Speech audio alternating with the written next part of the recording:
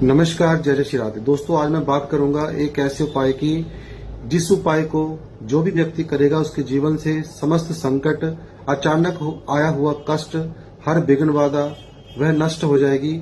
इसके अलावा राहु, केतु, शनि के प्रभाव, जो दुष्प्रभाव होते हैं, वह दूर हो जाएंगे। कोई ब्लैक मैजिक आपके ऊपर हुआ है, कोई तंत्र क्रिया आपके ऊपर हुई है, तो उसका प्रभाव नष्ट हो जाएगा।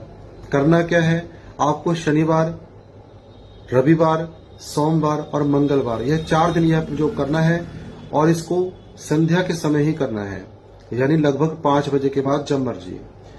तो आपने थोड़े से उड़द लेने हैं, जिसको हम साबुत उड़द कहते हैं, खड़ी उड़द कहते हैं। उसको अपनी मुट्ठी में रखें। 4 बार घुमाते हुए आपको एक मंत्र बोलना है, ओम श्री रुद्राय फट, ओम श्री रुद्राय फट। इस प्रकार से 4 बार घुमाएं और 4 बार मंत्र बोल करके उस उड़द को दक्षिण दिशा में फेंकाएं। 4